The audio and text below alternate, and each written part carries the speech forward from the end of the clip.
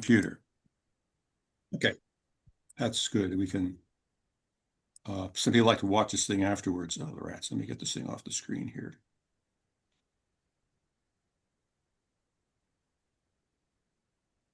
There we go. Okay, so this is my Scenario Explorer.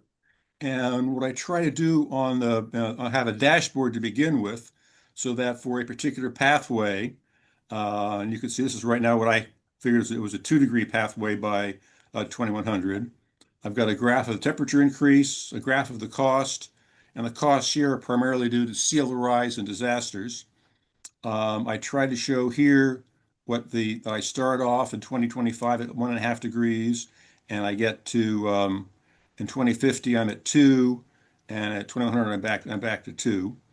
Uh, this initial base thing says I'm basing this all on the AR6 data.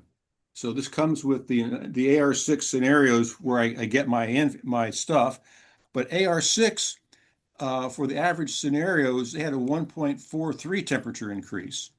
So in essence, what I do is I say, okay, I want to start at one. They were at 1.43. I really want to be at 1.5, so I need to add a little bit to that to get my 1.5 degrees. And then as I go and I do stuff, okay, so I've got that's the basic stuff. Here's my desired temperature increase in 2100. Nothing happens here because I don't have any SRM or anything. Um, but I've got various um, tools that you can have to say, okay, uh, I've got different pathways I can check, 1.5 degree pathway, 2.5 degree pathway, or if you've got a bunch of other pathways here, I've got lots and lots of pathways you can choose from just to see what it's like. Let's go back to our 2 degree. Um, because there's a lot of data associated with this thing, so I can say this is a summary graph down here. If So, you want so to look Bruce, on my screen, it says that you paused screen sharing. Did you pause? Can everybody see the oh, screen? I did. So, No. yep. Sorry about that. Okay. All No, right. that's all Sorry right. about that. So things were moving. Okay. Sorry. Yeah. Um, so here you can look at different pathways. So I've got mine. These are the various ones based on AR6 data. I've got simplified ones where I can start in a particular year for a number of years. I've got some So, IPC scenarios. Anyway, just a bunch of scenarios. so when you say the AR6 scenarios like 2 degrees C, is that like 8.5? Is SSP 4 or something dash 8.5 or something? Is that Now these that's are the um, here are the SSPs down here. What I did for these scenarios, 1.5 to 3, I said, what's the average? Take a bunch of scenarios from AR6 that average around 2 degrees or average around 2.5 degrees. okay? So So I'm just trying let's to say you got the SSP 5-34. five. That exists in their documentation. But yeah, SSP 5-34 that exists in the IPCC documentation. Yeah, that's the baseline scenario. Oops, where Yeah. did that come up? I have a comment which I should make at one point. Um, the AR6 assumptions seem to be wrong, is that they do not recognize that the albedo feedbacks are now the dominant uh, Oh, abs, influence ab, on temperature. Gene, absolutely correct. Okay. But what I do, what I do is say, okay, I've got a scenario, one of the AR6 scenarios, and I say, I want something was wrong. What assumptions do they make? And I want to make different assumptions. So they also vary in how much feedback they allow by 2100. So if you say, gee, I think there's been more feedback or less feedback, I can change the amount of feedback I expect in 2100 per degree of change. How So much carbon that's, dioxide, how much CCS removal do I want to put in? and the Um, feedback is in terms of carbon sinks turning to carbon sources, or is that an indirect way of dealing with albedo changes? no, that's carbon sinks turning to sources. That's Amazon Okay. change, permafrost, any of those things. They have Okay. they have a number of degrees per thing, and this is actually probably says right here. So I try to provide hints up here. Okay, so as the Earth warms, Yep. yada yada Okay. yada. The IPC scenarios assume that feedbacks will be increased rate of forcing by about 0.166 watts per square meter per degree centigrade by temperature 100. Okay, so I try to show what the IPC is expecting, and if you think it's different, you can say, well, I think it's a different number. Okay. Likewise for, I should have gotten this before, so let's get rid of the CO2. So then you go into, and I'm going to take out this libido change because that's already incorporated in 1.5 degrees. But primarily, I'm not sure the best way of doing this is how much libido change am I going to be getting over the years? So all of a sudden, I've got if libido is changing more rapidly, I go from I'm going to go back to this two-degree scenario. I go from 2 degrees in, let me just refresh this thing because there are some those little idiosyncrasies as you go from one thing to another. Come on.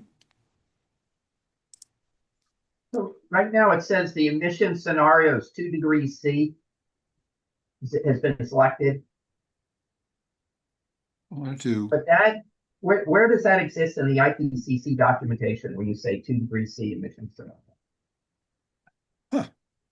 this is not refreshing, right? Maybe it is. There we go. Let's come back here. Okay, let's go back and say, okay, here's the RF. I'm throwing some albedo. I'm at 2 degrees, and I'm throwing some additional albedo change, and that's going to take me from 2 degrees to 2.24 degrees. Now, the basis too, the AR. This is just this. When I went to AR6 and look at the data, I said, here's a CO2 emissions pathway, which will get you to 2 degrees, based on the 67% chance of not exceeding a temperature increase. So that's just a pathway that using their data, this emission scenario ends you up at 2 degrees without any albedo change or anything else. But can you show us the emissions? You see the gigaton per year trajectory Yeah, of emissions? that's emission right there. Oh, I see. You have it here in the table. Yeah. I see. So you get to 0 by 2060. Yeah. In order to get 2 degrees by 2100, you got to get to 0 by 2060. Okay. And another thing I should show quickly, you can download a CSV file, and then that will give you all the data. I think I came to this particular one. You can't. So, but then you can open the CSV file, and it has all this data in the CSV file, so you can look at it, play around with it, check, make sure it's right, that kind of stuff. Could you go slowly down at the bottom? You showed some things about, I think it was radiative forcing. Yeah, for the uh, various greenhouse gases. right, there you go. Farther So, down. Do you have radiative forcing for albedo changes? I guess right. aerosols. Yeah, so this is a total RF without albedo. And in theory, Okay. I throw that in, it's not quite right. In theory, when I add albedo in, oh, I didn't get details. Details for, here you go, details there. There's just so much stuff in here. So you get the details in, and now I've Okay. added some, here it is without the albedo. Now I start throwing some albedo in, and I get another temperature. And I get, this is a total, and this is my temperature change if I throw that amount of albedo in. So I actually do want to put that one in. That's not right because it's after that. So that says, okay, so my albedo is going to be going up slowly, and here's my temperatures going up based on that albedo. And I got temperature increase per decade, so you can see whether this is like Hansen said 0.36. So that's what Hansen would expect. Okay. Which And I cell is that again? so I show here's the albedo change per decade. Okay. And Hansen was saying his idea is going to be is like 0.36. This agrees with what Hansen came up with for how The much the temperature is temperature increase increasing per decade. per Yeah. decade, right? Um, what else I've got on there? Yeah, so this is just trying to get all the stuff. So you've got, I can quickly go through them. So you've got your radiative forcing for your other greenhouse gases, ppm stuff, carbon feedbacks. Um, if I put in CO2e, I've got my CO2e equivalents for all the greenhouse gases and aerosols and such stuff. I've got what are the main things? Effort required. What's the graph to show? This shows the CO2 graphs. I've got graphs to show the various emissions and various sort of things. Um, the graphs on ppms, graphs on greenhouse gas RFs. So again, I just try Wow. to show you lots and lots and lots of charts. Unit cost. So here's the costs I have for sea level rise for cost for cubic foot, and CCS costs, CDR costs, disaster costs. So those explain those of those. And if you want to look at the Amazing cost, work. so I have the unit costs. Oops. Then whilst I've looked at this, um, I got this cost table here, which you can say, here's what I think CCS will cost in 2025 and in 2100, and CDR costs per ton, and disaster costs per degree centigrade, and sea level rise costs per foot, and how much sea level rise I'll get in 2100. So the idea is to be able to go in here and take all the different assumptions one might have in a pathway and be able to say, okay, I think the number is going to be different. What is a good number for CCS cost per ton? Um, and I try to bring information on here that says, well, this is what depends on this is that comes from there. CDR costs here. Go this way. They go over the edge. Uh, disaster costs, where that comes from. Sea level costs per foot. And I got to move it. right here, you say your CO2 emissions, you have 42 gigatons in 2025, 42 gigatons 2030, 42 Right. gigatons 2030. And so for the next 15 years, it's somewhat constant. Where did you get those numbers? How do you calculate The, that? these numbers here, these Yeah. numbers here, I got by going to too much stuff here. Costs, details, CO2, what's left on here. Okay, this is the basic one. So what I did, I said, okay, I want to, oops, let's even get rid of minute. Let's get rid of, well, it's okay. Let's just get rid of albedo, so we're going to take it back to the beginning. RF, don't want RF. Okay, so I've got a temperature curve here. So what I did, I simply said, let me go to my input CO2, and I can go change the value. So let me say I'm interested now in, Oh, oh, you I'm just manually set these. and then I put them in a table. I manually figured out what makes sense, and then put that in as a pathway. So if I want to say, Okay. gee, what's happened if I go to 40? If I keep it constant for a while at 42, and You don't have decarbonization until like for 15 oh, years, you've got constant emissions. I mean, this is that's okay, why. Okay, but so I see, see that you're just manually setting some numbers. yeah, here's CCS removal going up now, and you want to know what's my carbon dioxide removal. So let's do carbon dioxide removal. I want to start in 2035. I'm going to peak in 2085, and that's going to drop my temperature down to 1.5 degrees. Oh, that was pure accident. And that gets me to 1.5 degrees by 2100. And here's the temperature, how it shows the temperature increase. Slowly, I hit 2 degrees in 2050. And then I got down 2100 by that. And here, by the way, here's the cost.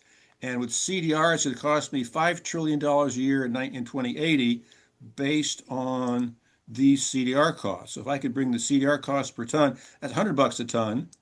If I get at 25 bucks a ton, I'll bring my cost down to 4 trillion. So it's a way Could of you saying, run uh, could you run a little thing for me looking at the albedo watts per square meter? it's per square meter. It's down a bunch of rows below Yeah, the this, CO2. yeah, Yeah, a little farther. there's no albedo here yet. There's no albedo until I put this in. Set that at 0.9. But it's hard. I'm struggling with a way to do that. I said, Uh-huh. and I figured the albedo change gets important as the temperature goes over 1.5 degrees, over some number. And I think I haven't checked the math recently, but I'm saying here for every degree over 1.5 degrees, I'm going to get an additional 1 watt of forcing from albedo. You know, Yeah, I would make the case that the albedo forcing is already happening, and it's more than twice as great as the CO2 forcing at the Right. margins. Yeah. Okay. Mm. Now that gets into something very interesting. There, the AR6 data includes albedo change. The problem there, so and actually a significant amount. So when particularly the albedo change in the Arctic and other and the snow cover extent, it includes a decent amount. I just don't know what that number is. You can't find that explicitly in anywhere. You can't chat GPT it. Nobody explicitly says, with this SSP 4.5 scenario, here's how much my albedo changes by 2100. Unless yeah. Well, you I'd love can somebody could tell you me that. can I just looked at what's happened the last 25 years. We've got the albedo graph, which Oh, I I know the think some of graphs. you have seen, and Yeah. you've got the temperature. You divide how much the albedo changed by the degrees Celsius, and you come up with about zero point 0.9 watts per square meter per Oh, degree Celsius, yeah. and that's already happening. Yeah. But the question is for my model of the temperature increase is based on what the IPC AR6 expected for albedo change by 2100. So if they were expecting half a watt per square meter by 2100 and it's actually a watt, then I add in half a watt. I just don't know what, and also you've got energy imbalance. That has some role to do with it. What I'd love is some Yeah. climate scientists to tell me, hey, Bruce, here's a good number, so I can throw something up here on this, to a cool bar says, hey, Bruce, here's how much we probably should add in based on what we now know above what the IPCC expected. So the Now, Arctic is gonna be ice, Arctic's gonna be ice free by 2050. How much increase beyond AR6 should you put in for that? I don't know. so the IPCC publishes an update report, and they published one in June of 2025. So it's their models updated a couple of years. Are you using any of that data? Yeah, but that data does not, this I think maybe is as of 2023. Um, but again, nowhere in that data that they publish do they say explicitly the total feedbacks and the total albedo change that they expect for a particular year. That's The not thing is, anywhere that I can find. I don't think they have a model. You know, the albedo has changed in the last 25 years by like 1.5 watts per square meter, which is, and then the question is that, what is that? And Hansen says that's a combination of mostly cloud feedbacks and Oh, also reduction of sulfur dioxide emissions, oh, which reduces. absolutely. And that's not And the AR6 but stuff, but how much beyond the AR6 is expected? I think he's implying that there's no model for what happens going forward. Oh, Now the you thing is, can graph it and say yes, it's been coming down, but Hansen's not saying it just continues to do what it did.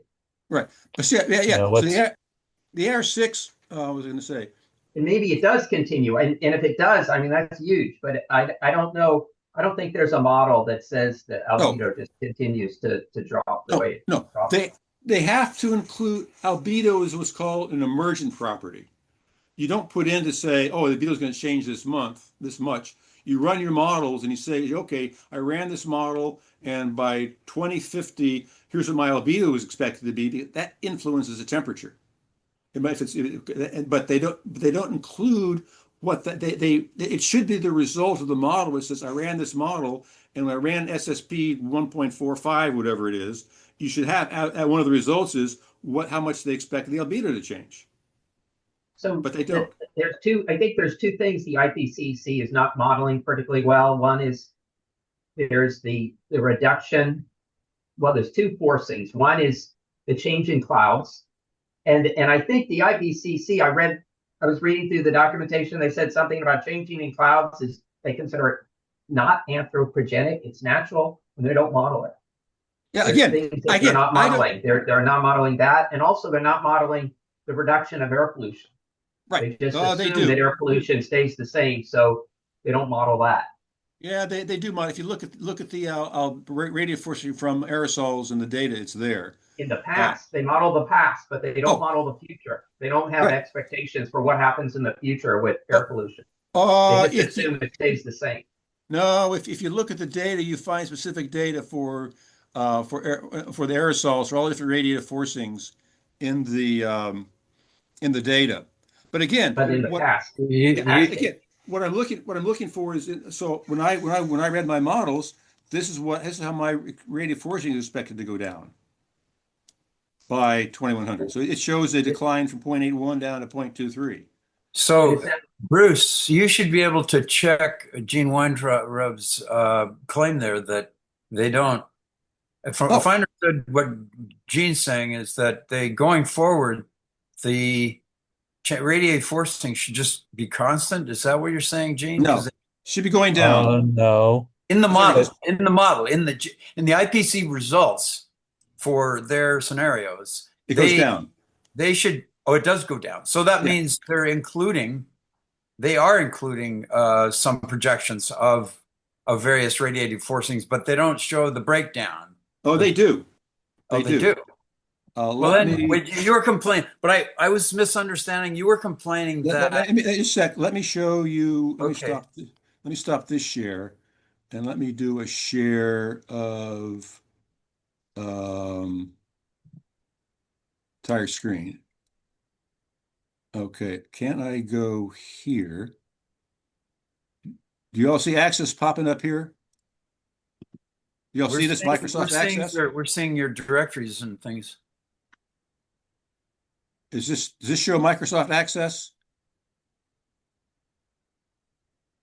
Oh, do you see a ah, tables? Do you see a list of do you see a list of variables here? Yes. Yes. Okay, there are 1,633 different variables reported for each of the scenarios. Not all scenarios report all the variables. I've got stuff. I wish I could make this bigger. Access, I don't know. I don't think Access makes it bigger. But anyway, you've got all the stuff from atmospheric concentrations of everything to radiative forcing to of everything. Effective radiative forcing of aerosols, indirect, direct, whether it was done by FAIR, whether it was done by sulfur, magic. So you've got all the radiative forcings in that is reported in there. Now, again, what I'm part of this model, which it shows, and you can do here. Let's go back. So that's taken into account, but the idea is, their assumptions are buried in there. Let me go back to my. Here we go. This one over here. So you go down here, and this shows that here's my aerosol radiative forcing that I expected. And if you're thinking, gee, here's my total radiative forcing in 2300, 2100. If you think that number is wrong or is low or high, you can go back here to radiative forcing and say, no, I'm not going to mitigate quite that fast, or I'm going to mitigate faster than that on my other radiative forcing. So you can again you can go back and you can look at this change. It's now 329, and if I go back, I think if it's changed, and now whoops, that didn't change. Caloric with albedo. That's supposed to change. Bruce, can I just say you had complained just a minute ago or just earlier that they are obscure about you don't have the resolution within the parameters to know where the radiative forcings come from. Yet you have this list which shows exactly where it come from. And you said you're looking for experts in various domains to say in a particular domain of source of radiative forcing going forward. You said some expert says, no, that's unrealistic. And you're unable to tweak it for that domain within the larger context of overall radiative forcing. Is that a statement of one of your problems that you just tried to express, or did I get it wrong? Yeah, there's something wrong. My model didn't work. I haven't looked at it a long time. The model didn't work right. It should have changed the radiative forcing as you changed the mitigation effort. That should have changed how much. Okay, so that's perhaps a technical issue with your interface, but not with the question I was trying to understand, which I think is an important one from my perspective, is is your complaint that unaddressed problem within the IPCC data or available parameterization about being able to tweak, within the whole set of radiative forcing components.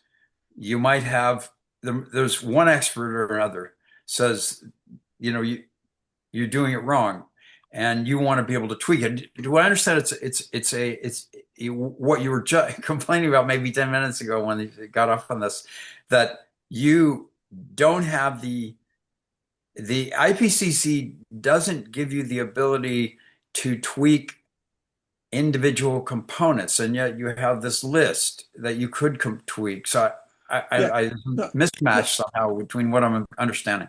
No, the IPCC does not. It's got the radiative forcing for the greenhouse gases, the anthropogenic kind of stuff.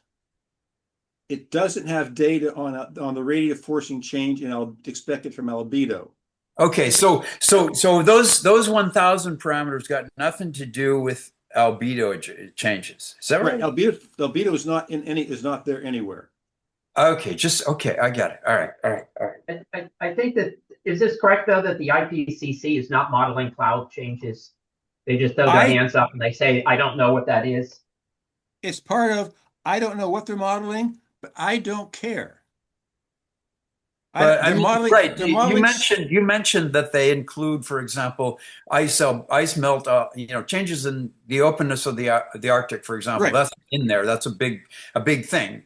So it's not simply clouds. I mean, it's an integral of what they conclude or well, I mean, the point is that you said they got nothing to do with albedo, but yet they're including, No, they don't specify what the value they used. Right. So they have a global parameter somehow. Is that right? There's a global effect. I mean, I don't understand. You said they got nothing to. They don't say anything about albedo, but that's the 1,000 parameters. So the 1,000 parameters that you have access to got nothing to do with albedo. Yet there are direct albedo parameters that are not included, that you can't see or tweak. That's right.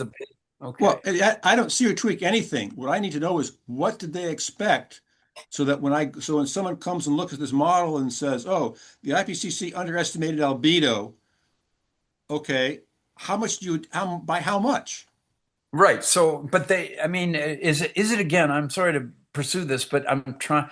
Is it a case that if they showed the breakdown, how they arrived at this overall albedo effect, they showed the breakdown into the components, then you could, an expert in a particular field, say the polar ice cover, he could look at that and he said, no, we're seeing it go down faster than that, and then you could actually tweak that yourself and then bring it in line with the more modern understanding. Is that a fair statement or not? Sort of. See what I've got.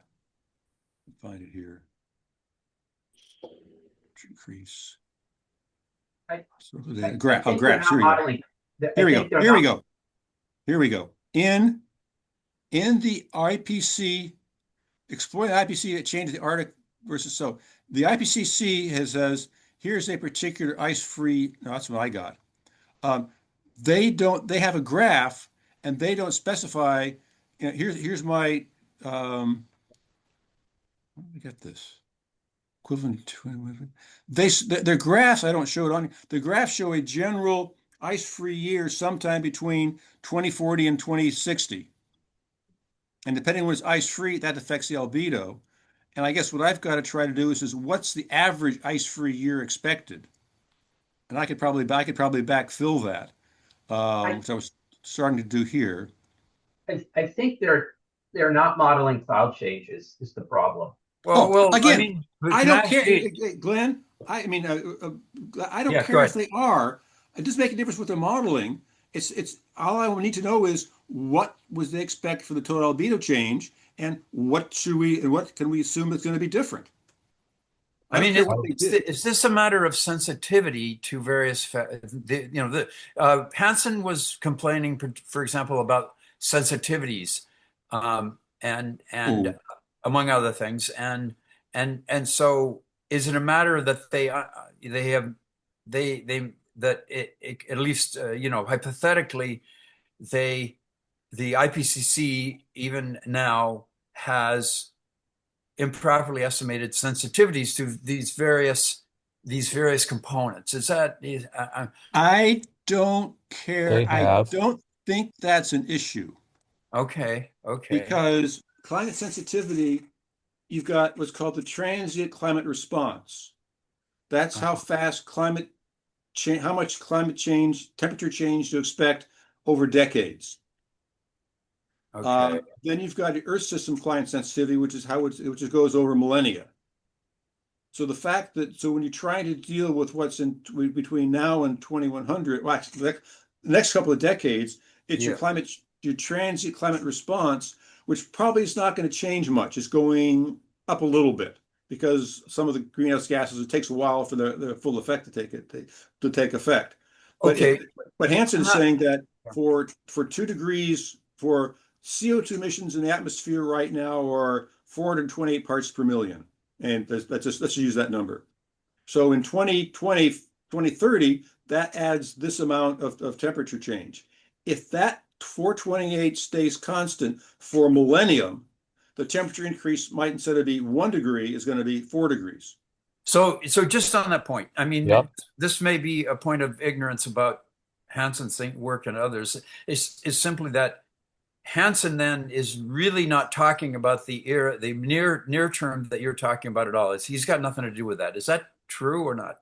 Um, Because in my just listening to the debate between people like Hansen and people like what's his name, the other Michael- side, Michael Mann. Michael, yeah, um, they were talking about in the next you're going out to 2050, 2060 and looking at the trends in the well, just the temperature curve and various people I thought were saying, well, it's pulling away from you guys' models, and this is due to these, among other things, potentially the effects that Hansen has revealed, and then Mann would say, no, our models are good. He's messed up, and so I thought the debate was not 1,000 years out; it was now. I mean, I thought this debate between these two guys, which seems kind of crucial to a lot of to people like me who are interested in how big of a crisis we're in, and how it's not a debate out many 50, 100, 1,000 years. It's relevant to this near term, which is what you and certainly I myself are interested in. So I'm just trying to reconcile my sort of layman listening to this internal debate in climate science to your to some of the problems you're experiencing in getting at what they're assuming about the drivers. Is that, I don't know if you could understand that, but is that yeah, just looking for here we go. No, that's not it. I'm just looking someplace else for a chart. Bruce, can I ask, taking Greg's comment, can I ask what I think is the question he's asking, but asking it in a slightly different way? So when you, for example, let's take one very trivial example. If you just change your input from 40 gigatons to 30 gigatons of carbon dioxide, how does your model turn that change of that one number into a temperature change? So I just changed 30.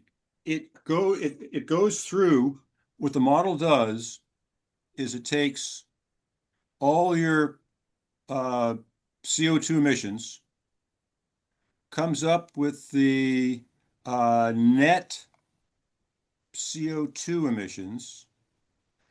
This current model does it. This current model takes the total net CO2 ppm and gives a cumulative.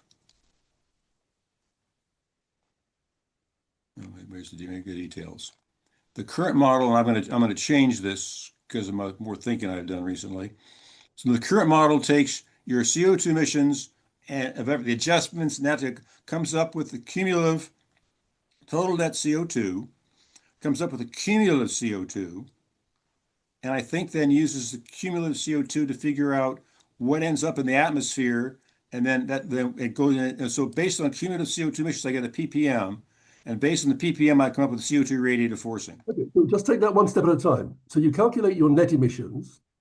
What's the formula or what's the mechanism where you turn that emissions into, presumably the emissions will affect the concentration, and the concentration will affect the forcing, and the forcing will affect the temperature. So how does your model take each of those steps?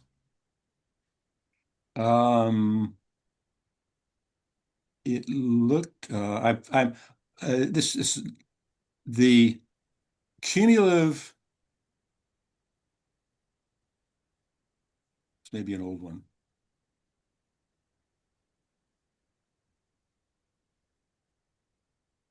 Oops, no, this one probably, I'm changed the way I do it. But in essence, what it did is it took the, I used En-ROADS data to say, based on my net cumulative, I used based on the CO2 emissions, based on net CO2 emissions, here's what ends up in the atmosphere. How do you know? How does it know what's ending up in the atmosphere? How does it know what the overall fraction is? Let me talk you through my new way of doing, which I have not incorporated into this yet. The proper way to do that is to go, I looked at En-ROADS, and En-ROADS, I ran a bunch of different scenarios in En-ROADS. En-ROADS has I looked at, here's my ppm, and here's how much of, I know, because I have a ppm, I know how much it changes from one year to the next. So if I take from year one to year two, here's my ppm. And I know from one year to the next what the difference was. So between these 2 years, I know how much ended up in the atmosphere. It's equal to this number minus this number times 7.81. Oh, okay. Well, I was supposed to do it. Where's my thing? Times 7.81. Mm-hmm. So, Chris, I have a question. Is the purpose of the meeting to explain how to use your software, or are you looking for suggestions for changes to your software? Yes, and also helping people understand what drives it. So we're talking about why, what's in the model, how do you make the assumptions, what are the assumptions? Let me just quickly get to the question there. But between these 2 years, that was my ppm change. Now, this ended up in the atmosphere. But where do those 2 numbers come from? You get them from En-ROADS, or you calculate them? Yeah, this is from En-ROADS. I ran En-ROADS, a bunch of En-ROADS scenarios. So you've specified a set of scenarios in En-ROADS, right? I got, and then it has created this table of numbers. It gives you a list of numbers. It gives you a list of output. You can say, tell me the ppm, tell me the temperature, tell me your CO2 emissions. You add in like a carbon tax or something, and then you get a different scenario. Yeah. I for different scenarios, I ended up with, I created all those scenarios, each ending up with a different temperature increase. So here's a 3.6 all the way down to 1.4. But with En-ROADS, did you tell it like a carbon tax? How do you get to? I just went in En-ROADS and started changing numbers until the temperature dropped a little bit. So you're talking about policy. You're adding policy. No. Yeah, I add policy, but I'm simply wondering what's the pathway to get to 1.4, because you go into En-ROADS, which always segues here. Obviously, we're gonna have to, like you put in a $200 per ton carbon tax. I don't care. I went to En-ROADS. and I You create a scenario in En-ROADS and you generate their out, and it generates the output that you then input into your model for a um, given scenario. let me see. So let me see if I can get to a sort of data. There you go. You want to So pull I'm up in. En-ROADS software? You want to run it? Oh, I'm going to. Okay. I just can't get to it from here because this is overlaying it here. So if I go into En-ROADS,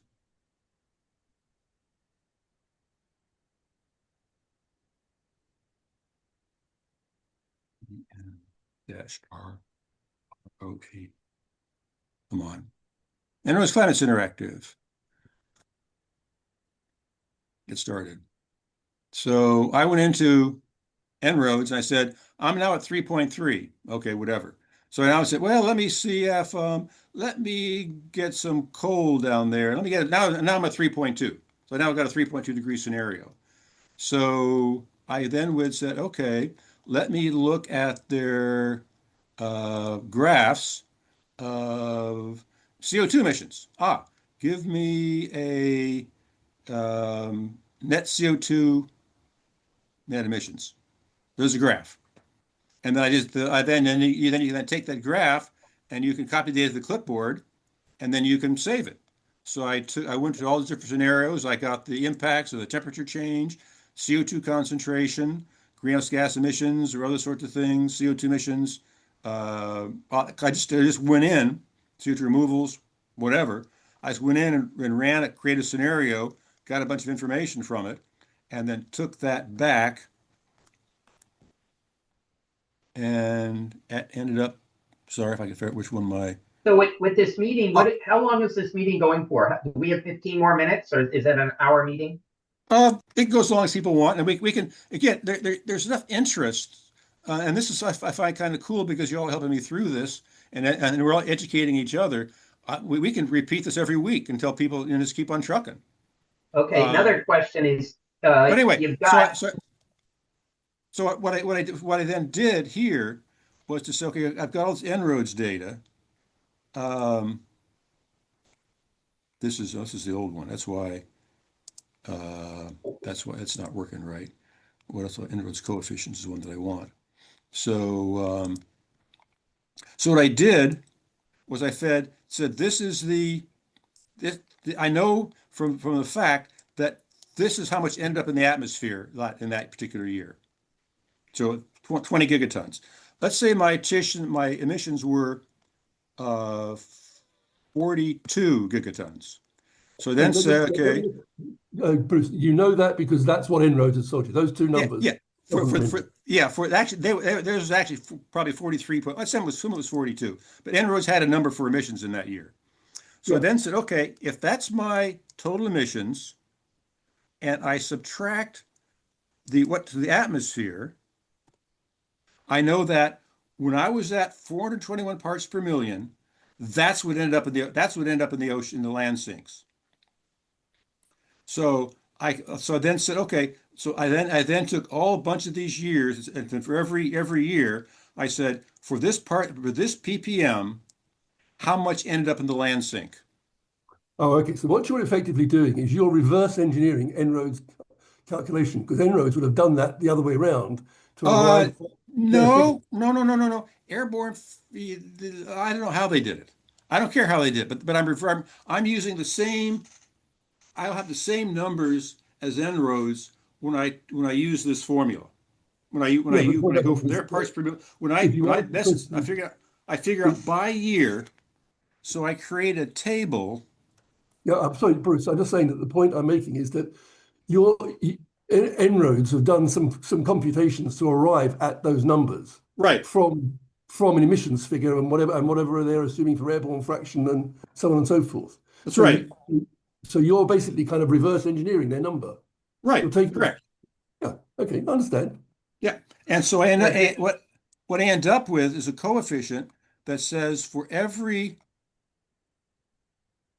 here so I but so he said here are all my different scenarios. I took Mhm. a few of the scenarios and I said here is my ppm and here's my sink based on those formulas and then I said give me a a linear polynomial function Right. which Okay. which will compute the a polynomial function which computes the ppm in the atmosphere to what the ocean sink with the ocean and landscape is going to Okay, be. fine. So, Now, so just to make this, just so I really understand, what you've done is you've taken the science, you've taken the En-ROADS outputs, and you have done a statistical analysis of them from a number of different scenarios to arrive at these coefficients. But what you haven't done is you haven't you've taken for how can I say you've taken as a given whatever the climate science is that En-ROADS have used to generate those numbers. Correct. yeah. So if So, En-ROADS has got the climate science wrong, you've got it wrong. right. Except Okay. but I did going back to my um So so, En-ROADS, let me continue on that a little. This is important. I went back. If you go back, no, let me go back here. Alt tab, En-ROADS, sharing. So back to my model. What Mhm. I then set up was says, okay, let's assume that I want to do some validation. Um, Someplace in here is, oh, I want to CO2. No, come on. It's been a while. Oh, I know. Here we go. Back in temperature. What I'm going to do, I'm going to validate that the CO2 ppm. So I got a formula that goes from, in this case, let's go this way. I have a formula which validates, did my, probably have to refresh this. So much stuff going. Anyway, I have a validation function. It's taking some time. It says, I came up with a number for a scenario,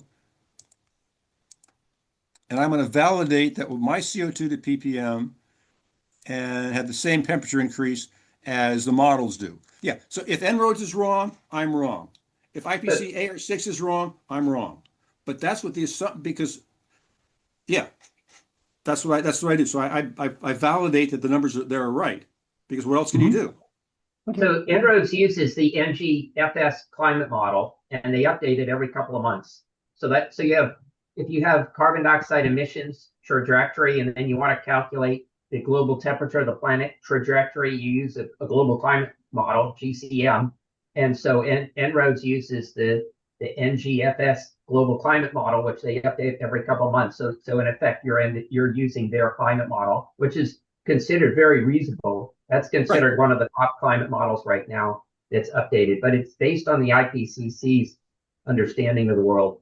Right. Is that, can I just ask Glenn, is that climate model a model or a emulator?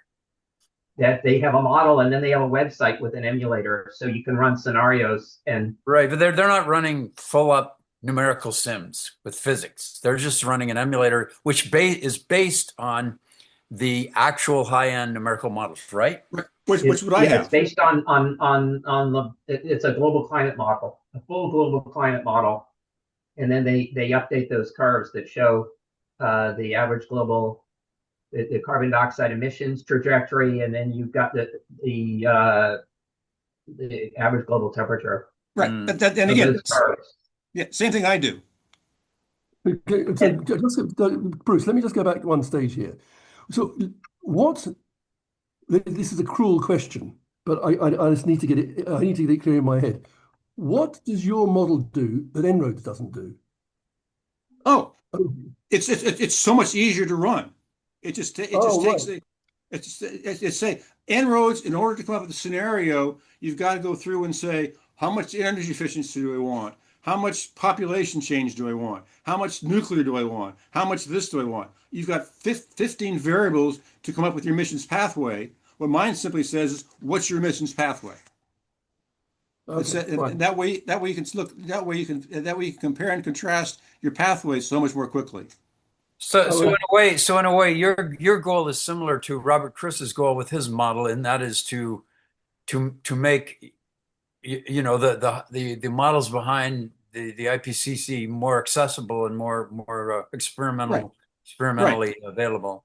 by anyone. Yeah. Yeah. Can I So it correct gets, something I said a few minutes ago? hello? What's it?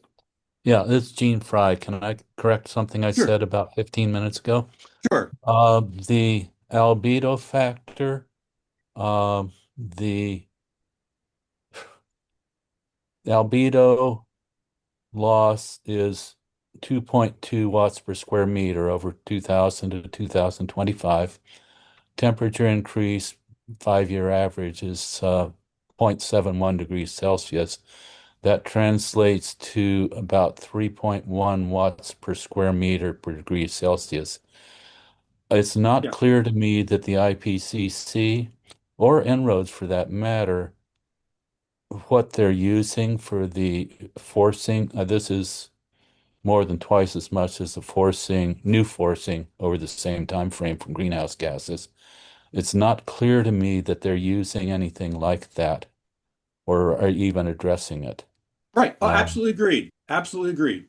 yeah, And that it's that's a very large number. I mean, oh it's more that than the that that greenhouse gases. that is so large it's frightening. And Yeah, because you can't, my whole idea here is you want to be able to go in and say, okay, En-ROADS, IPCC, AR6, whatever, this is what you assumed, but now Hanson's saying it's triple. Well, okay, how do I run a model? Oh, the other thing about these models, En-ROADS starts and assumes that the temperature increase in 2025 was 1.39 degrees, and the ppm was 4.21, something like that. So their numbers don't start with what we currently know where we are right now at 1.5 degrees and 428. So the other no, thing my model's 1.3 trying, is a good average. This year is less than 1.5 yeah, significantly. yeah, but But if you looked at, yeah, who knows? 1.3, maybe. No, it could be 1.3, it could be 1.7, not really. Oh, If you look at what I did, no, here. I think the IPCC models assume the clouds don't change going forward, that's a Again, terrible assumption and very, very wrong. but because again, they don't have a model, because they don't understand how they change. I mean, it's Yeah. not. I think they're. I think this is a problem that they're not modeling cloud changes because they don't know they don't understand it. The, And the the other thing oceans have they don't lost. they do is they assume that the cleaning up of pollution it does not occur. Meaning they assume that air pollution behavior stays the same going forward. The but oceans again, have lost an eighth of their cloud cover from yeah, again, 1984 to 2019. It's a really, really big deal. it doesn't make Yeah. much difference what they do. They just don't explicitly state it, so we don't know what their assumptions are. That's the No, I problem. think Okay. they assume that the cleaning up of air pollution is constant. That is, Yeah, they don't model but that but type of policy change. but where's that in writing? So I know when a model runs. Let me get back to the temperature and what we're doing. This is from the World Meteorological Organization, and this is Okay. just a graph that shows the temperature increase over the last number of years and what the models have projected. And what Michael Mann is saying is that the temperature increases have been within what the models projected. So if you look at going over the course of history, the models have actually done I'm amazed, a damn good job of forecasting the future temperature increase. Almost nailed it, very, very closely. Well, it's huge ranges. So what I did for the 1.5, I said, okay, here we are right now. This is what they projected for 2025. It's 1.5 degrees. So let's use 1.5 degrees. So that's where I come up with 1.5. But with what I've got with my approach, if I go to this thing, I can say, it really wasn't one. I use 1.5. That's not really good. What I want to do is use another temperature increase. I really think it should have been. I don't know. Oh, where did I put that? AEF, RFCO2, bump, removal. Um, temperature 2025. I think it really should have been 1.46 degrees or 1.42 degrees. So you can take my model, you can say, okay, what do you think a temperature increase actually was in 2025? In case you don't like my number. It's pretty close to accurate. And Yeah. Can't again, depend it's on anything be totally active till after the fact. yeah, but Now, again, now with your costs, you have your cost curve. Does that show the decarbonization cost? that's what that. Oh, it does Because not show the mitigation costs. okay, It shows, because in 20, you've got a big jump in 2050, your decarbonization kicks in, oh, but I don't right, see a jump there in your cost. right. That's if you say I'm going to do CDR and I want it 1.5 degrees and I'm going to start it in 2035 and go out But to 20. but That was said it jumps. okay, well, okay, but let's say okay. What about decarbonization mitigation costs? You're assuming that's zero. I don't include it. I don't know how to include it. If Okay, some and if someone could tell me how to include it, I'd be glad to put it in. But okay, I'm thinking my recent thinking says, and the way I want to do it is we live in a capitalistic society. We decarbonize to the extent that people can make money decarbonizing. Therefore, there is no decarbonization cost because when I move to renewable energy, which is most of the decarbonization, I'm actually making people do that. It's profitable. There's no cost associated with it directly. So I don't have to okay. include that. If you'd like, you can. Can I do screen share for a moment? Well, let's see. What do you want to show? So this is the IPCC's modeling of decarbonization costs, Oh, um, just for a yeah. minute. Stop share. Okay.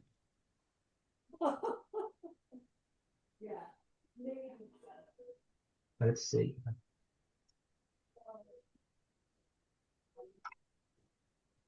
So in their report, they have modeling of all the things you Oh, can do yeah. to Right. decarbonize. And then Yeah. there's like blue means the cost per ton is zero. And then this yellow here is, or light orange is $0 to $20 and da da da da. And so, and then they also have a table of these numbers that adds this stuff up. So these Yeah. are That's decarbonization yeah. costs. So that's yeah. Those are things which could be done, and that my model could simply be changed. Is what are you going to do? What are your costs? And you could lump that all that stuff in and saying, okay, that's see it's I got you got CCS or direct air capture, whatever. Those are the general costs of decarbonizing, and you can use them for whatever you want. But Right. I'm not worried about Now what. And I the, totally agree with them on the wind energy. Well, no, not true. well, anyway, Um, and then they have a 2,000-page report that talks about all these different bars and all sorts of details. But anyway, this is their data. I don't know how good it is, but also if you add up all the bars, oh, this there, decarbonizes about 2/3. They say that the emissions is 59 gigatons. All this stuff added up is about 2/3 of that. yeah. So if Okay. you use their data, Let me go back and tell you why this is totally bullshit. Their numbers are totally BS. Because go bring your chart back up again. oh, okay. And I don't know why people still get away with this. If you look at the carbon at the very first top lines, the Yeah. fossil fuel contribution to net emission reductions by 2030, wind and solar.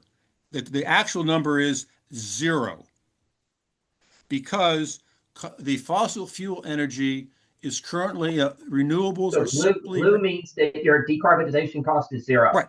So they're No, saying no, no, no. you can No, decarbonize up to 2 gigatons of CO2 equivalent per year by building yeah, 3 they gigawatts will of solar solar farms. and the CO2 emissions from fossil fuel emissions in 2030 will not be any different from what they are today.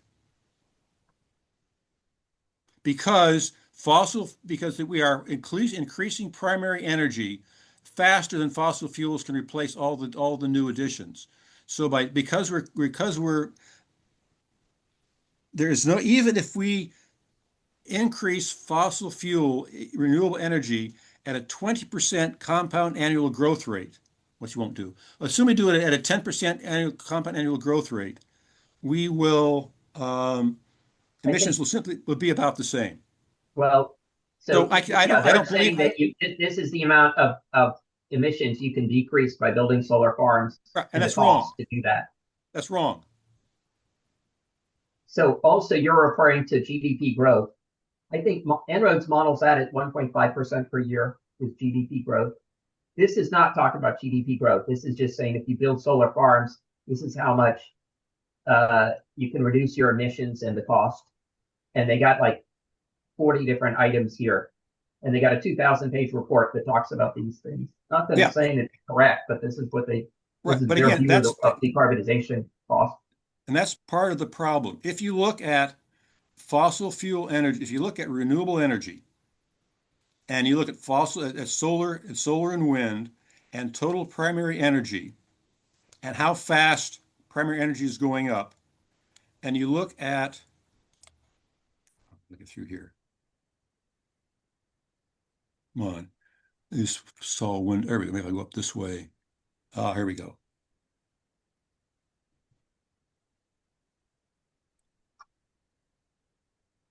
If you look at, that's not the number I wanted. Some number here I wanted. Also with costing. So if you, actually, there should be another line here. One other table. Anyway, even if I have very high annual, Share the screen. Bruce, you even can if share the fossil screen. fuels go up at, Bruce, share the screen. oh, let me see okay, let me see. Oh, sorry about that. Let me zoom. Thanks, forgot about that. I thought I was still sharing here. Let's do a desktop. And let me go over. Okay, here we go. I know the chart of it. So if you look at how do I mitigate emissions for my fossil fuel emissions? Fossil fuel emissions are primarily coming from when I use my primary energy, coal, natural gas, oil, and I have a certain primary. Our energy use is going up as a relatively constant rate. When I want to mitigate my emissions, I have to replace them with renewable energy. That's how I mitigate. Because people want more and more stuff. So when I say I want another, when I want to if I want to get rid of fossil fuel emissions, I've got to replace my energy production with renewable energy. So if I want to do that, if I have 1 watt of solar energy, 1 watt of fossil fuel energy, I can replace that with 0.7 watts of solar. But anyway, so I have to take my current baseline of solar and wind energy, which is now at 6% of total energy, and I have to grow that at an accelerating rate. And this shows you that if I increase my solar energy at these accelerating rates per year, and right now we're around 14 and people think it's going to be 12, this is a change in emissions between 2100 and 2035. So I am not going to reduce emissions between now and 2030, period.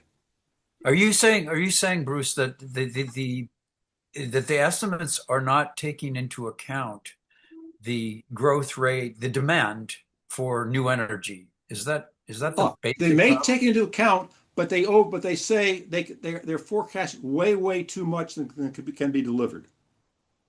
Not the.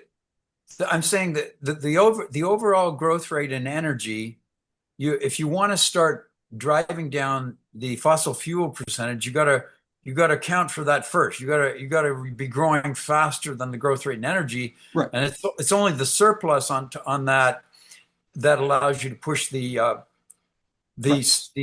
fossil fuel portion down.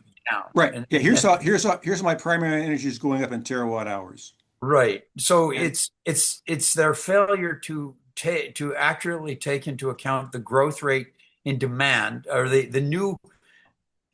growth rate in added energy. But that's a fairly blatant error, right? I mean, they really are blowing that. Yeah, I don't understand. Has anyone But else you're thought of it? quite I'd love someone confident. to run my You're quite numbers. confident they're making this gross blunder, which is leaving. Yeah. I think that, well, one thing is solar right now is 1.5% of primary energy and it's 7% of electrical power generation. Yeah. Well, Okay. I And- accept you've been and- looking at this, so you guys know, but it's just a little bit staggering that they could be wrong about accounting in their accounting for So growth. Unless I'm looking at, they work with S curves. They work with S curves, and as the cost of solar drops below the cost of carbon-based energy, then the growth rate jumps up. And then as they hit saturation, it goes down. And so they model S curves. I think they're doing okay with solar. That's not what Bruce is saying, though. I'm looking at total energy. Well, I think that your row maybe- 9, that is, I think there's a bug in your calculation here. I think row 9, you said 6% solar, 6% of primary energy. I think it's 1.5. This is of primary energy. This is right off of a these numbers are right. I mean, they're from a our world and data energy has got all the different. I think that's percent of electrical power generation. 6%. Solar is 6% of electrical power generation, not primary energy. Yeah, this is primary energy, but primary energy is mostly this is their primary energy, which they've got biofuel, solar, wind, hydro, nuclear, gas, oil. That's all electrical. That's not primary. Define. No. This is Glenn, primary. define primary as you use it. That's from this chart. Global primary energy consumption by source. That's what I'm using. I think. No, let's see. Coal, natural gas. Yeah, you know what? I'm not sure about that graph. I'd have to look at it. I mean, Well, this says primary energy, global primary energy consumption by source. So that's what I'm using. What are you disagreeing on, Glenn? I think energy with primary energy, I think solar is 1.5%, and it's about 6% of electrical power generation. I'd have to look at that graph to see. Spend some more time with it. I don't think solar is set 6% of primary energy. Well, again, if you've got another source, that's I'm not making. Right. I can look at it. I can look into this. I can. Primary energy. Yeah. So, and again, the primary energy is either going to be, it's fossil fuels and it's solar and the wind and renewables. That's primary energy. Can I just give one statistic that I just heard, which came out in the last month or so, which was just in the news, that for the first time, over 50% of added, I believe, well, it's a question whether it's primary or what, but the term used was added energy, renewables for this year for the first time, or 6 months of this year, exceeded 50% of added energy output, production. And I mean, it's that was, I mean, of course, it's just a factoid, but I was struck by, but that they passed half of added energy has now come from renewables. Yeah, that's horrible news. That's horrible news. Okay, because everybody was saying, "Wow, that's cool." That's horrible. That says we're still adding fossil fuels. Well, that's true. Half of it's coming from fossil, yeah. But right. but it's not. Well, I only mentioned that because people were celebrating that factoid. Yeah. No, that's a death sentence for us. Historical data. No, we're looking for. I got too many things here. Because the problem is that's because it's only half of it. That means the total energy requirement is still growing faster than renewable energy can supply. Right. And until renewable energy can supply not only all of the additional energy, but then some, our emissions going to go down. Yeah. I mean, wait, yeah. It as soon as that figure comes to 100%, say they're ramping up so fast that in 10 years that figure becomes 100%. You're saying that they're not done with. I mean, that's they're accounting all additional energy is so then they've flattened the CO2 curve at that point, right? Right. Well, at the point that total renewable energy accounts for all the increase in energy, at that point, fossil fuel can use go down as they keep ramping up and they replace, and at that point, they can start replacing fossil fuel energy with renewable energy.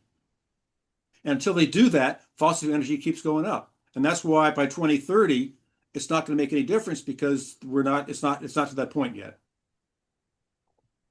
Mm. Where's I get too many graphs on here. En-ROADS, what's my, oops. En-ROADS, historical En-ROADS, primary energy, right? Because if you look at that stuff right now, back in poly sheet CAGR. So if you look back right now from the En-ROADS data, 2024, that was where fossil fuels was, that's where solar was, that's other was, and that's total energy. That's just these numbers are maximum, so hard to say what those are. So you look back here, solar was 6% of the total, I think was. This is 6%. Solar and wind are 6% of the total, but the primary energy goes up by that much by that growth per year. And fossil fuels are that's what it is right now, and that's going up by if that goes up by 6% a year, we're going by 12% a year. So about they say 10% a year, that's that minus that. At 12% a year, the renewable is going up that much, and my energy growth is that much. So the energy economists, they look at GDP growth, they look at population growth, and also they look at the cost parity ratio between, let's say, the different sources, and then they model the movement from one source to the other based on the cost parity ratio. So if the cost of solar is the same as the cost of carbon-based electricity, then the cost parity ratio is divide those two numbers 1.0. But if the cost parity ratio goes to, let's say, 0.5, which means that the solar costs half as much as the carbon-based fuel, and they're looking at the cost of the fuel and the variable costs and compare that to the cost of the solar. And if they see that number drop a lot, then adoption goes up. So but I can only adopt as fast as I can produce the solar and wind solar panels and wind turbines. They can ramp up production dramatically if the cost parity ratio is very low. Even if you ramp up solar and wind production 20% a year, and it's now running about 12, even if you ramp it 20% a year, or it only goes, emissions in 2030 are only going to be down like 3 gigatons. So maybe what that chart you were showing with IPCC, that's assuming a 20% increase in solar and wind every year, where it's currently going up 12% a year. And then you have global GDP growth of 3% a year. I only since I'm in substitution, I only care about how fast solar and wind are increasing per year. I only worry about my compound annual growth rate. What you would need to answer Glenn's questions is the sensitivity of solar production as a function of GDP growth. However the hell you do that, that's no. It's the cost. It's the production is related to that cost parity ratio as you go through as the solar price comes down. You go through 1.0. Right, but that and then your S curve ramps up, and then yeah, it slows down as but you you hit can't. I mean, saturation. how do I mean? Bruce's fundamental question is: no matter how enthusiastic people are about solar, there are constraints that are physical constraints beyond, just saying we're all prosperous, so now we're twice as prosperous, so now we automatically make twice as, or I don't know, 10 times as many panels. I don't think that, I mean, that's not a scientific relationship. That's just like I've got to build this. So let's get a quick chance. Jim's got his hand raised, and then we'll get back to this. Jim Papadopoulos? Oh, Jim, your microphone. microphone's off. Oh, Jim, your Jim? microphone's off. Jim? Jim, we Microphone. need your microphone to turn on. Okay, can you hear me now? Yes. Yeah. Yeah, sorry about that. When I wear earphones, it cuts it. So going to say the same thing with maybe slightly different words that I often want to say, that I don't just, I think Greg just made this point, that there's not just a relation between GDP and solar installations or something like that. I see manifestly we need to install the solar and wind much faster than today. Factor of 5, factor of 7, huge number. That's my first point. And which Bruce, you're more or less supporting by saying, well, just replacing it once every, at a growth rate of 30%, not enough. Okay, so I agree with that. We need it much faster. But what are the barriers? And Bruce, you want to say, oh, well, we can't produce the panels or we can't produce the wind turbines. And I think that's wrong. I think the big barrier is the siting and the permitting. Well, let So me show you. Just a sec. I just want to finish my Yeah. thought. So Yeah. my premise, love to argue it, is that the reason we don't blanket Massachusetts with solar farms and wind farms is because of public opposition. And you can't just take the New Mexico solar and bring wires to Massachusetts because of right-of-way and permits and everything. So to me, the crux of the matter is we must have much more clean energy. And the only way I see to get it is to go remotely and ship it as a fuel. Yeah, Because we're you not may going to need- build 1,000-mile wires. Yeah, but the next 30 years, next 3 years, we're not going to do that. Let me show you one other interesting thing, which doesn't get. Is this the right chart? Yeah, this may be the right chart. Maybe another one. Maybe we've got the 20. Where's the 20% chart? Well, this will do. If you come on, too many charts. Oh, here we go. That's a good one. This is 20. Let's say that I wanted to grow solar and wind at 20% a year, which is really, really aggressive. So here's what happens. Over the next number of years, I'm ramping up my production at 20% a year. So by 2037, I'm up that high.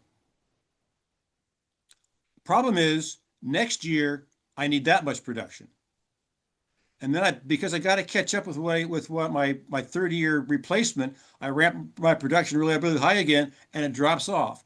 No business will ramp up to where I need, if I'm at 2,000 right now, I'll need 10 times as much. I need 10 times as much production in 10 years.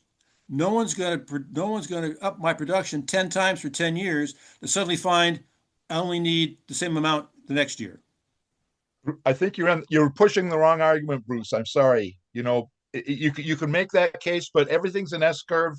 We find more uses for energy. It's, there are plenty of models where you had to build a lot for a few years, like the interstates, and then the building ramped off. It's not, I don't think you've kind of proven we can't build solar fast enough. No, you can't. So if you were to build at 20% per year for 10 years, that's what I'm building. I don't need that much. That's almost a full replacement if that means I will replace all my solar and wind exactly in roughly 20 years. No, everything gets retired over time. Things get yeah. old. Yeah, at this point at 20%, 2038, I've retired all my solar and all my gas and coal.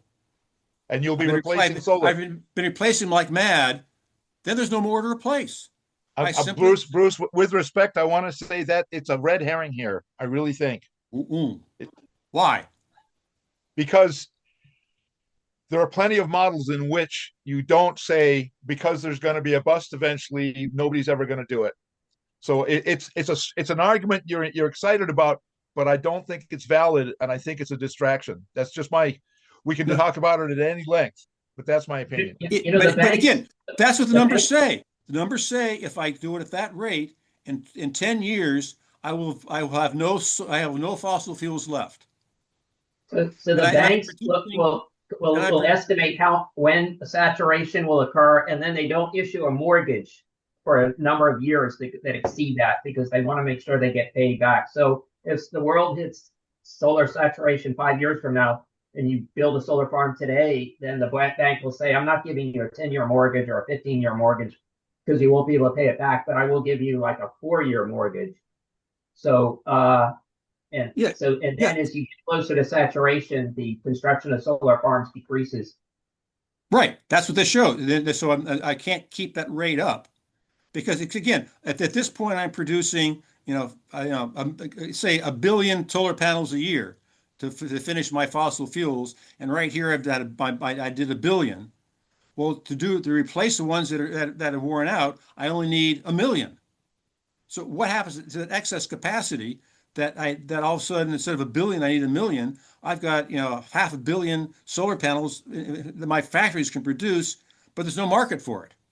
Yeah, Bruce, you're assuming that you're assuming that it's easy up until there's no market for it. But in fact, it gets harder and harder and harder as the good places get used up, and as taking the energy far away is more difficult. So we all slow down. It doesn't get to a crash where the industry dies. Absolutely correct. But what I'm showing is this is showing that by 2030, I will. It's primarily to say by 2030 nothing's going to change. But what I'm trying to come up with is what is a realistic curve for how fast I can do stuff so I avoid these cliffs.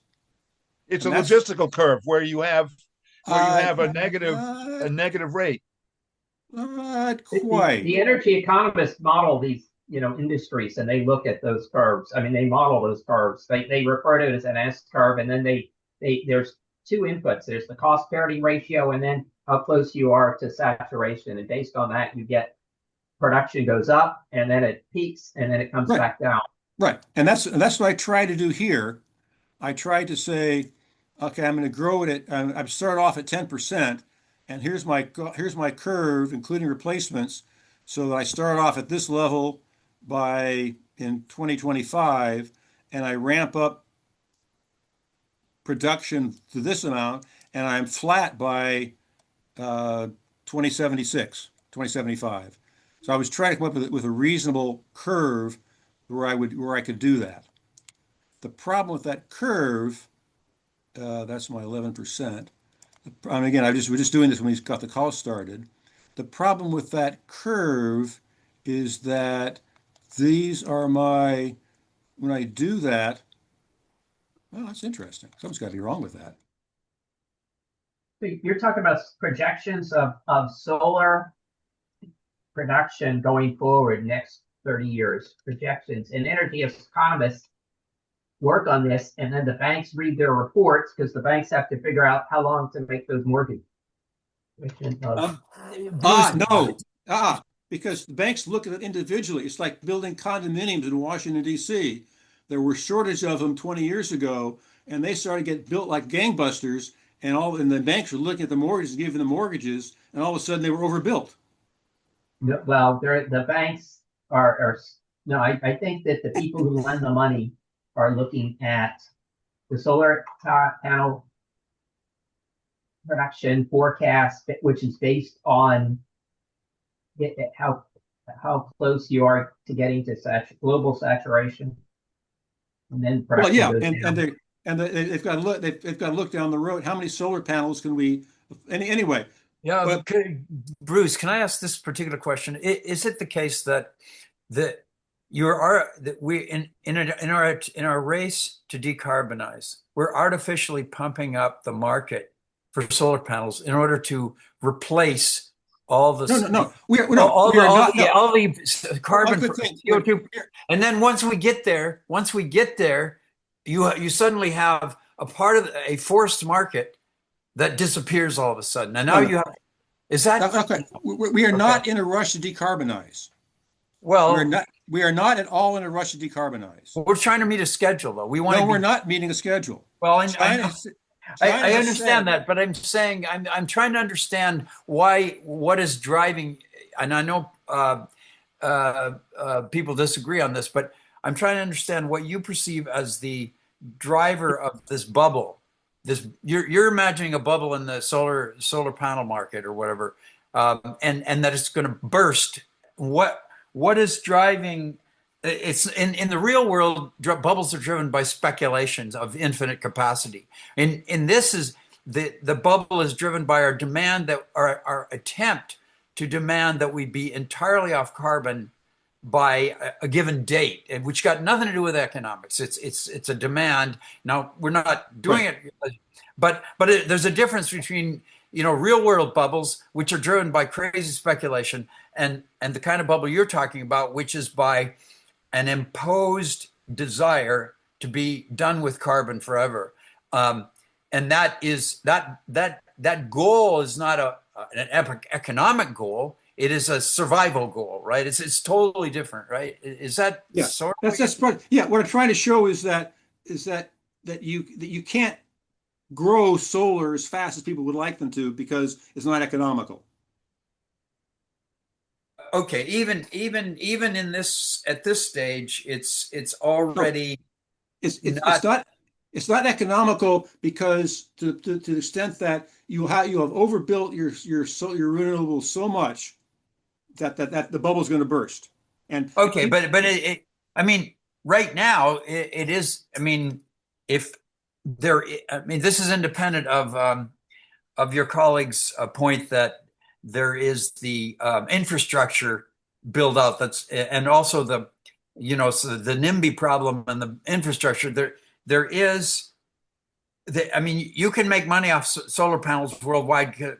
Well, although interesting, I mean, China's supplying the world with solar panels, and they're not making bank off it yet because they're having to bootstrap the whole planet on this, and they are investing heavily for future gains economically when they will have cornered the market on solar panels, and they have reached they're now so efficient that they're actually making money.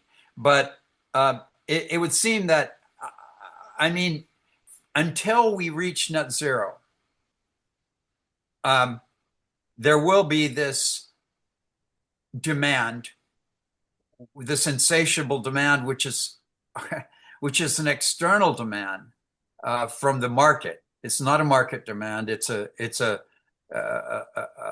survival demand imposed by governments that saying, we got to do this. It's like in war. You start spending money even though it's not necessarily economic. You just have to defeat the enemy. In this case, the enemy is but it's annihilation. But that's never going to happen. People they will never allocate the funds. But basically, the companies in China that build solar plants for solar and wind recognize that at some point the demand is going to drop off, and they won't be building up, and they're not going to build to the point where they fall over a cliff, where one year they produce 1 billion, next year they need 1 million. They recognize it well in advance that there's a limit as to how much solar energy you want to build in a year. I'm just simply trying to show you that if you start looking at it that way, there's a limit as to how fast we can decarbonize. That's all. And I don't know the answer. I'm working through it now, and I'd love some help trying to figure this out. I don't know the answer to those questions. Okay, but I mean, as it stands, just from my general sense of what China's up to, China is. I mean, your argument does not account for subsidization. Is that right? No. I'm saying if you grow at this rate, here's what happens. I don't care money. I don't care where it comes from. I don't care what's subsidized. You get this sawtooth, this collapse. Right. Uh-huh. Yeah, I'm not worried subsidizing. I'm worrying about we're on there 7, 12, 14, some number. Yeah, down here. Look at the sawtooth. It says even if the sawtooth is at 10%, the sawtooth is almost anything. The question is, there's always a sawtooth, primarily because you've got once you saturated the market, then it drops off. So you can't saturate the market too quickly. You've got to do a more S curve to get what it's going to be. And I'm trying to work through what is the proper curve for reducing CO2 emissions. I don't know what it is. So how do you avoid that saw? How do you avoid? I guess I don't understand why. If you have a government with an infinite amount of money, like China, let's just imagine, it can subsidize its way to whatever growth way it wants. I mean, I'm ignoring, fundamental limitations like how fast how fast they can build factories to build solar panels, but they can, with enough money, you can make things move however fast you want. Right. But they're not going to, if the market looks like it's going to be saturated, and it looks like there aren't going to be any sales in 5 years, they're going to stop building. I mean, no, but I mean, that's the market. But if China wants to, I'm just saying China because right now they're doing everything. But if they say we want to be off, for our own purposes, we want to be off carbon by a certain date, they can grow it as fast as they want, because if they give it, they artificially elevate the profitability to whatever it takes to get or in a command economy like theirs, they just say you will grow these or we'll shoot you in the head. But right. I mean, in other words, whatever mechanism you use by the government, incentives, subsidizations, or threats of imprisonment, you can make the market grow as fast as you want, right? Yeah. And the question, I'm perceiving is that once you've eliminated CO2, then the government is not going to. It's going to take away it has propped up growth by its own agenda, and once you get to net zero, once you. Right, you're not. Then all of a sudden you're removing the, and so I mean, isn't this about replacement costs really? I mean, if you build, if solar panels lasted forever, once you build them, does that affect your argument? Then you'd have a regular S curve. Obviously they don't, but solar panels might last at this point with the new technologies.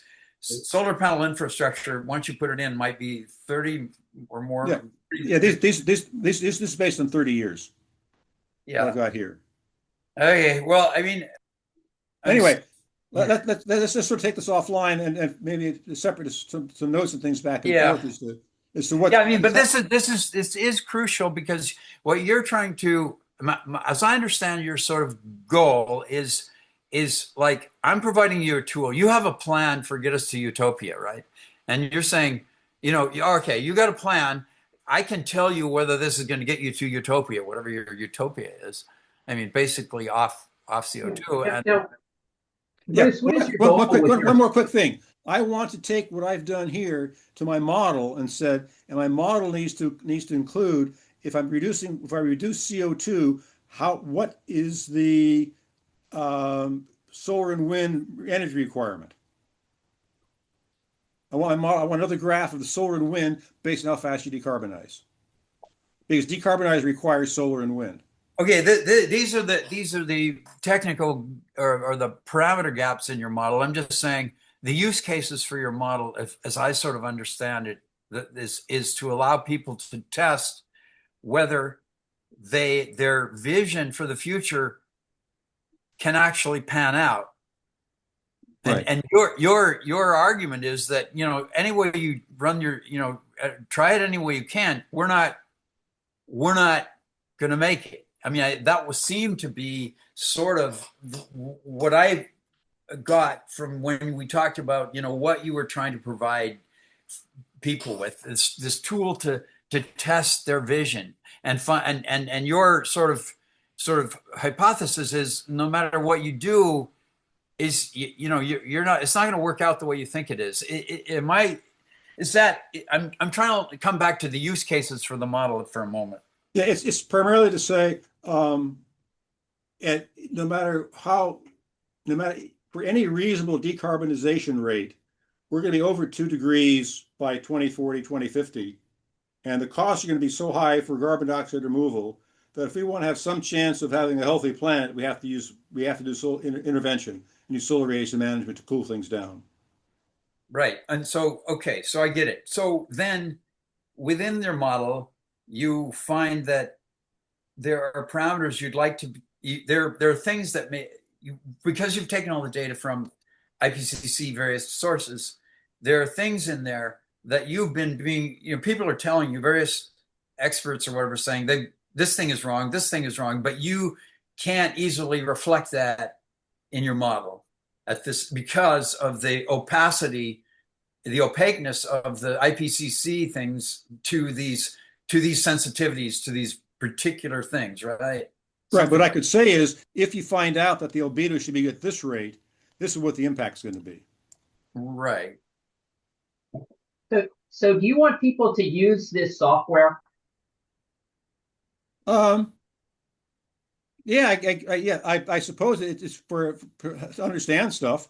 Because and are you open to having in addition to this web page, another web page where you start with let's say a blank piece of paper with a user interface? I don't think you want to start with a blank piece of paper. You mean Glenn, you're saying are you open to a completely different interface? Not right. You've got the underlying code. Not the engine behind the thing, but the interface. If you come up with another interface, I can do another interface.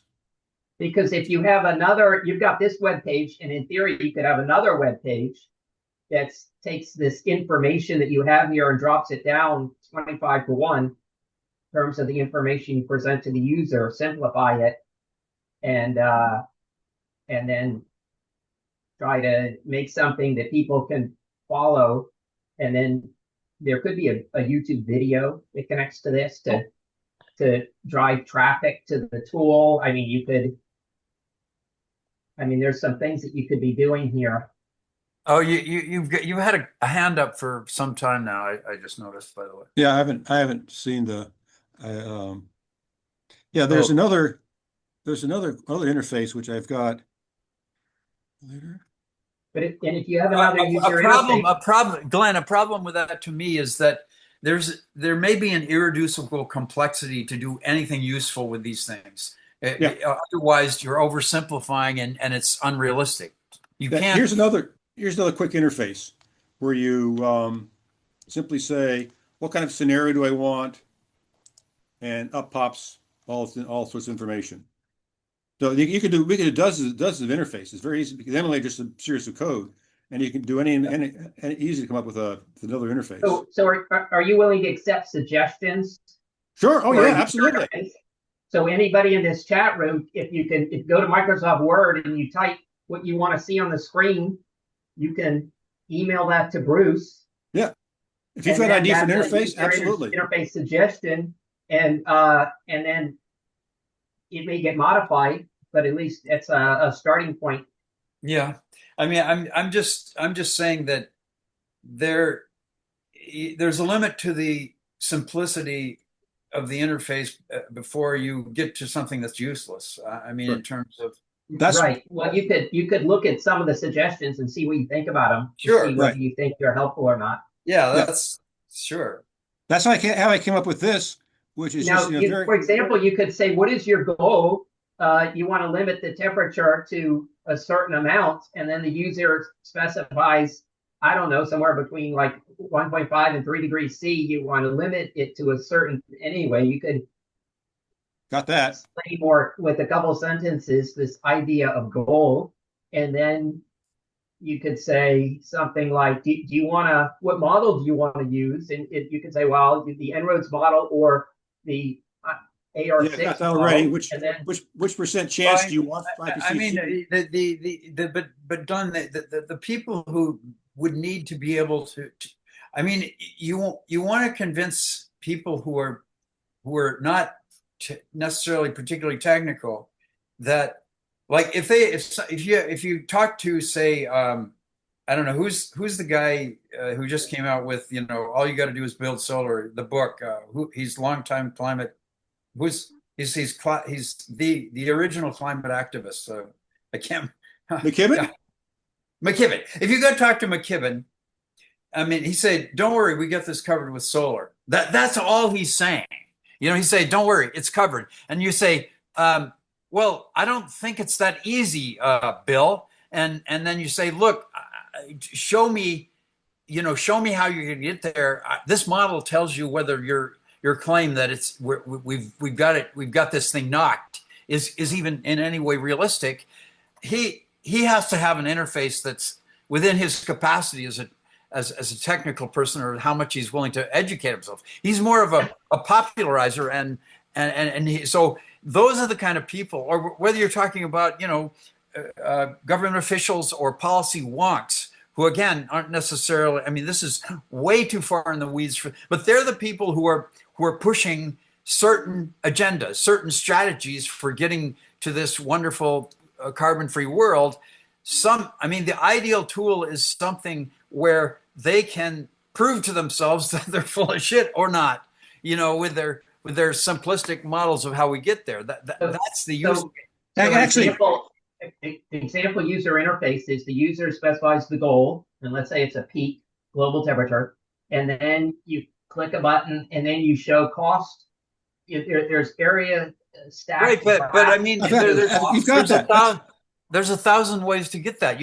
Let's imagine you could make, direct air capture could be ramped up by a factor of 1,000,000 tomorrow. I mean, there's a million ways. But also, you've got like an assumptions panel where you click a button and you get all these assumptions that you have here, and they're placed into a panel. Yeah, that's settings area. That's what Bruce is trying to do. It's just that there's too many levers. There's a lot of levers that you can tweak, and how do you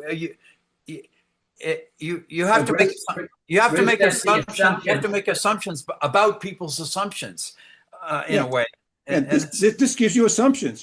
I want to do SRM. I want to do airplanes. Right. And right. the point, I mean, Glenn is saying, can't we get by with a simpler interface, which would be nice, but then you have to assume for them all the things that they're unwilling to bother with, I mean, well, they're not going to know what to do with all these levers. Nobody's going to know how to set those. I understand, but it's kind of a dilemma. All I'm saying, it's a dilemma, Glenn, is that if you get rid of all these levers, then you're going to have to assume things that they may not want to assume. No, I'm not saying get rid of the levers. I'm saying you put them into a properties panel, so you click a button to get to them, and then Bruce sets them to where he thinks they should be, but nobody's gonna monkey with them because they're not going to understand them. But at least they'll be there. They're here. We want SRM. Well, I know they're there, but the point is you can take the parameters and put them into a panel. Now with En-ROADS, they have something, they call it assumptions. You go to assumptions, and then you've got all sorts of parameters that are set there, so somebody can change them. So if you go under simulation in the menu bar. Right. Yeah. Well, I mean, even this is not something that a lot of people can deal with, right? I mean, this right here, user interface is like put Bill McKibben in front of the En-ROADS interface, for example, and he's not gonna know what the fuck to do. This is simpler than what Bruce has, but there's suggestions. There's user interface suggestions, which somebody could put into a Microsoft Word file. It's just a suggestion, and then hand it to Bruce. He can do what he wants with it. But that's something that can be done. I mean, suggestions would be welcome, of course. Yeah. Yeah, I could. That's another interface. I mean, I could take the En-ROADS. I could have little things. He's only got these. I've got more, and you simply have all those things on there. That's easy enough, and it shows temperatures. My problem with these is I find it so hard to go back, and I want to see multiple graphs. And one of the things I like about mine is I've got lots and lots of graphs that show up, and you can show any of them. You will get any numbers you want to. So as you twiddle things around, you can see the impacts. But anyway, yeah. I could put all these little things on a separate little thing. Okay, does that make sense? I don't know. That's a very easy change. Does En-ROADS, you say En-ROADS doesn't show is not graph rich, among other things like Oh, you. it is. It is. But I got to go here and go here. It's got too many. You get two graphs that you can specify. There's like 50 different things that you could plot on your left graph and 50 different things that you can plot on your right graph. Okay, so we come back to the question that Robert Chris asked, and you answered in one way, which is what does your tool do that, at least, or your interface do that that En-ROADS doesn't? And you said, well, En-ROADS is full of shit. That was your answer to that. But it's also got too much stuff. Do I want to go back and worry about energy efficiency and nature base and then this and zero carbon? Yeah, these are policy options. They're modeling policy options, the impact of policy options, and these are okay. But I mean, in terms anyway, in terms of I'm Bill McKibben is my everyman, and I'm which every policy man, and he or she can say, all we got to do is this, just push solar and we win. And those things, but there's all kinds of aspects to that are hidden in all these other things that you have. So it's difficult to present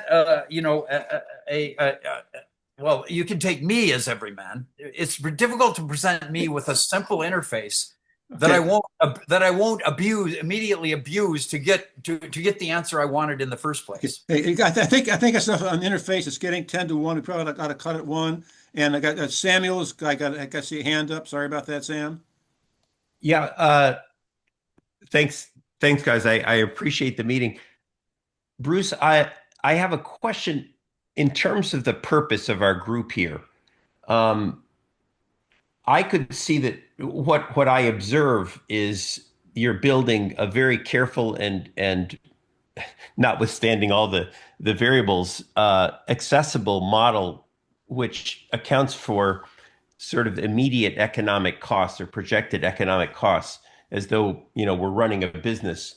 But as you might have heard me say in other times, and I think Greg might have alluded to this, of course, there's a whole other model that this group could be in the vein of Szilard and Einstein writing to Roosevelt saying, we've got to build a bomb. We have an existential threat to humanity. And economics be damned, we're going to build so many Liberty ships per year. We're going to build so many bombers per year. Had we done these economic analyses, obviously Hitler would have long overrun everything, right? So if we looked at it as a slider scale between government mandated policy, a la Manhattan Project, a la, Liberty ships, versus a totally economically, quote unquote, viable model, which I see this more in the vein of. Where do you guys see? Greg, if you say that McKibben is spouting nonsense because if he only used these, well, he might say, well, economics be damned. What does economics matter if we're all underwater in some number of years? This is what has to be done. And therefore, as we will follow the Chinese model and build solar panels and wind turbines out the wazoo, because the alternative is being overrun by the Death Star.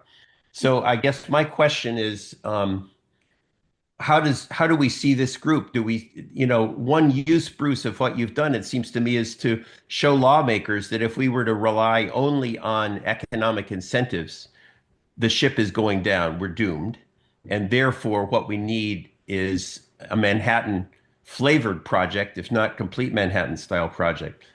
So that's my question. Yeah, but I'm looking at it as a Manhattan Project worked because we were at war with Germany. We're not at war with the climate. Climate is these changes we're talking about are way down the road. No politician that I know, and again, we're not living in a democracy, we live in oligarchy. The oligarchs of the world are not willing to spend their tax dollars on doing something that's not going to be effective. They want to, they don't, look what happened with Trump. All this, all this oligarchs got together and did a tax cut and may destroy this country, but they're doing fine. There is no appetite that I see in the next 20 years for any Manhattan style project that's going to come close to addressing the problem. Well, I get. Therefore, one quick sec. Therefore, what we have to do, once you assume that we are only doing this economically, that the only way to preserve our climate for future generations is some sort of climate intervention, namely solar radiation management. If we don't, I get that. I think that you made that point well, but also relative to Samuel's points, how does this model convince people that human nature? You're making a human nature argument, which I don't see. Where's the human nature lever? Like change human nature by 15%. I mean, that if that's your argument, if that's the point of this, which I think is a good one, which is that you can't drive humanity to do the right thing fast enough. That's the bottom line for you, and I agree with that. But and therefore you have to intervene in the cheap and dirty way of SAI or whatever. But I don't see directly, because you're making human nature argument and not an economic. I mean, well, economic arguments are human nature arguments, but you're not making a. You need some slider between forced economy and market economy or something. I guess I have trouble seeing how you drive people to the conclusion that we have to do SRM or whatever. We have to cool the planet artificially by this tool alone. That's why it's useful. Primarily, I see it primarily through this cost curve. If we don't do, it's to do CDR in the next, whatever. If we think that's going to save us, so that's right. I get it. I mean, what I'd want though is a subsidy curve. The cost curve can be handled to some extent by the market, right? Cost and supply. There's no return on investment for CDR. So the cost curve you're showing there on the right is the unrecoverable cost by the market. Right. In other words, so it would be good to cast it that way properly, so that people understand this is how much you have to cough up. The market's not going to give you this money, right? And so that is the core of your argument. Then the integrated cost to society to do this, that the market won't capture by its profits. Right. Yeah. And again, this is the sort of thing. We got running out of time, but let's plan to those who want to. All those who can do this again next Monday. Before things. Yeah, Bruce. Quick question about the economics, and that is my understanding. Firstly, you do not have to look far to see that there are enormous economic costs already to doing nothing. That's obvious. The increased strength of the hurricanes and the droughts and the mass migration of people. This is getting increasingly quantified. So if you want to build your model around economics, at least I believe there has to be some accounting for that. Now, of course, it's not going to be the bankers that are immediately paying for that. It's going to be, as it usually is, oligarchs profiting over doing nothing and the rest of us losing over not doing anything, right? But those are enormous costs, obviously. In fact, they're existential costs to doing nothing. So I would argue that should be figuring in some way, even if it is an overlay independent of these direct costs. That would be my argument. And I would second what Gregory said, as I mentioned the first time, a slider saying, look, yes, Trump is not going to turn around about face and invest in solar and wind. Of course, he's killed it all. But maybe, just maybe, thanks to Epstein and all, he won't be there forever. We're going to have a change. It seems to me a function of the group could still be to say, okay, here's the economic path. here's where government would have to step in. But we could also say, by the way, for those who believe there is an existential crisis, then here is a plan that we advocate, again, a la Einstein and Szilard, for what the government should do and intervene. We could at least have that function, even if we're not betting our life on it. That it seems to me your model already proves the fact that severe government intervention, a moonshot, as Glenn was saying, is what's needed. That's Yeah. my Now, comment. if we can articulate what if you want to do the moonshot, we need to articulate what the moonshot would cost. By the way, with the moonshot, I'm thinking about writing a letter to Sally Kornbluth or somebody at a high level. And I got a draft of the letter. And this is just a draft. I typed it into the chat window. I'm still working on this, but if anybody, this is talking about the moonshot thing, and I typed it into the chat area. Actually, And what could we say? This is the cost. Here's the government intervention. Here's the moonshot right here. Here's what moonshot's going to cost. well, no, the moonshot I'm referring to is R&D. Yeah, but that's Actually what I say is they've got this climate block project with 6 pillars, and I suggest they set up a 7th pillar to identify the R&D that, if fully funded, solves the entire climate problem. yeah. And That's then nothing. it looks at Nothing does. so it's suggesting that The only lever to solve it is bring down the cost. Right. Well, it also in the letter it says a surge of R&D that reduces the cost of 24/7 green energy to blow that of fossil fuel to solve the carbon dioxide emissions problem, and a surge of R&D that determines how to reflect sunlight at reasonable cost and without harm to solve the global warming problem. Yeah, lots of stuff. Let's pick up again on this next Monday at the same time. Could I just respond one really quick? I'm sorry. I appreciate it. I mean, the point that I understood Samuel making was that there are costs.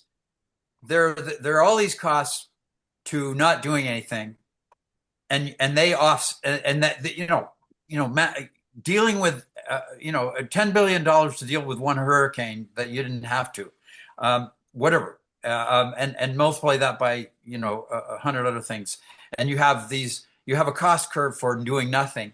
That's not, it doesn't show up. The problem I see with the Samuel's analysis is the difference between the first world and what we used to call the third world is that right now the costs, the catastrophe is happening in the third world. We're suffering costs, all right, from increased costs of weather and fires and things like that. Well, and Greg, sinking Miami, sinking Manhattan. Yes, those are slow motion. Those are slow motion catastrophes, of course. I mean, there is this human nature of how far they can look out. I mean, in the case of Nazi Germany, Greg, excuse me, I live in LA. Most of the insurance for homes in LA has been attempted to be canceled. I live in San Francisco, and I'm seeing the results of that too. Yeah. Yeah. So these are very immediate costs, and the bankers and insurance companies can see this. So I don't think it's so long term. Well, I mean, I'm in favor of being able to incorporate in a tool like this the costs of doing nothing compared to the costs of to the costs that Bruce is identifying. But there is this human nature aspect that is almost it's almost unquantifiable. When do people get motivated to demand from their leaders, and the leaders get scared, and they therefore react, and that's a very difficult thing to model. But we're just down to 3 of us. Okay, let's get thoughts of what else can we improve, how can we make it work better, what sort of things do we do. And let's plan to pick this thing up again in another week. It's kind of fun. Well, thanks very much for having this from my point. Bruce, I love what you're doing. I think there has to be a Bruce Prime that's working on the cost side of things, because Bruce, you're doing a wonderful job on the of course. All I need are formulas. Yeah. Well, on that point, what this fellow, one of your colleagues, John Davos, he never talks, because I think he's sort of, his eyes glaze over with all these arguments. but he's, I guess, well, maybe Samuel is another one of his type, but among other things, but he seemed to have, I mean, he might be someone you could reach out to for helping you with economics, and maybe Samuel and maybe some of the others, but I mean, I would say that the cost, I mean, the point that Samuel raised about the cost of doing nothing is something that you ideally capture in your, or you're shaking your head there. Yeah.